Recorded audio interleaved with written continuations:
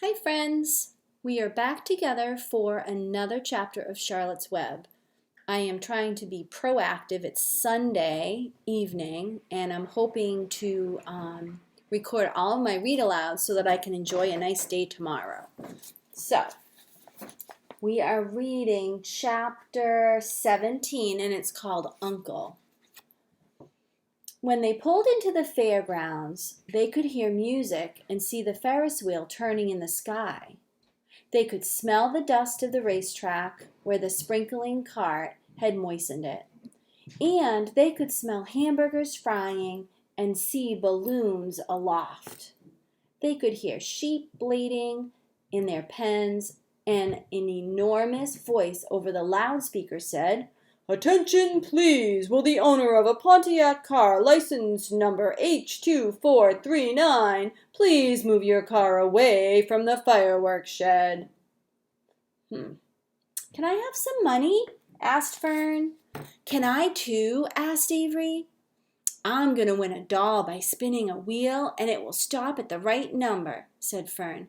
"I'm going to steer a jet plane and make it bump into another one." "Can I have a balloon?" asked Fern.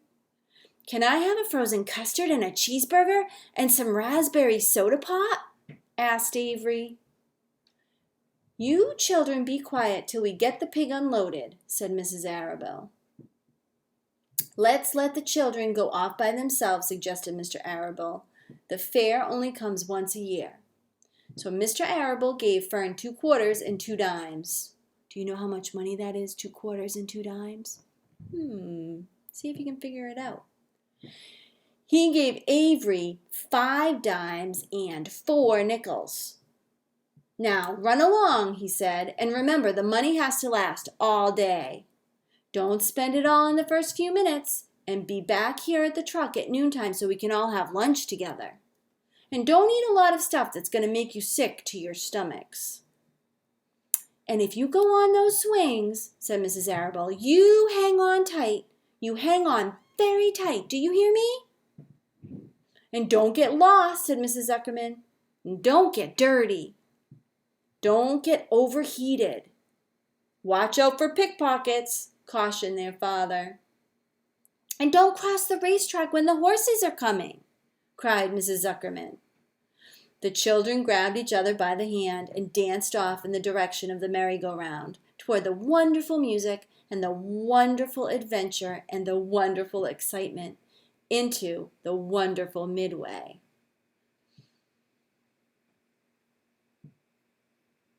Mrs. Arabelle stood quietly and watched them go. Then she sighed. Then she blew her nose. I think she was feeling a big feeling, you guys. "Do you really think it's all right?" she asked. "Well, they've got to grow up sometime," said Mr. Arabelle. "And a fair is a good place to start, I guess." And if you look closely, you can see the fair. I wonder if you've ever been to a fair, boys and girls. Doesn't that look like a grand adventure? While Wilbur was being unloaded and taken out of his crate and into his new pig pen, crowds gathered to watch. They stared at the sign, "Zuckerman's Famous Pig." Wilbur stared back and tried to look extra good. He was pleased with his new home. The pen was grassy, and it was shaded from the sun by a shed roof. Charlotte, watching her chance, scrambled out of the crate and climbed to the post to the underside of the roof. Nobody noticed her. Templeton, not wishing to come out in broad daylight, stayed quietly under the straw at the bottom of the crate. Mr. Zuckerman poured some skim milk into Wilbur's trough, pitched clean straw into his pen, and then he and Mrs. Zuckerman and the Arabelles walked away toward the cattle barn to look at purebred cows and to see the sights. Mr. Zuckerman particularly wanted to look at tractors. Mrs. Zuckerman wanted to see a deep freeze. Lurvy wandered off by himself, hoping to meet friends and have some fun on the Midway. As soon as people were gone, Charlotte spoke to Wilbur. "It's a good thing you can't see what I see," she said. "What do you see?" asked Wilbur. "There's a pig in the next pen, and he's enormous. I'm afraid he's much bigger than you are." "Maybe he's older than I am, and has had more time to grow," suggested Wilbur. Tears came into his eyes. "I'll drop down and have a closer look," Charlotte said. Then she crawled along the beam until she was directly over the pen. She let herself down on a drag line until she hung in the air just in front of the big pig's snout. "May I have your name?" she asked politely. The pig stared at her. "No name," he said in a big, hearty voice. "Just call me Uncle." "Very well, Uncle," replied Charlotte. "What is the date of your birth? Are you a spring pig?" "Sure, I'm a spring pig," replied Uncle. "What did you think I was, a spring chicken? Ha, ha, ha, ha. That's a good one, eh, sister?" "Mildly funny," said Charlotte. "I've heard funnier ones, though. Glad to have met you. And now I must be going." She ascended slowly and returned to Wilbur's pen. "He claims he's a spring pig," reported Charlotte, "and perhaps he is. One thing is certain. He has a most unattractive personality.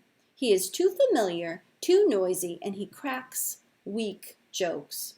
Also, he's not anywhere near as clean as you are, nor as pleasant.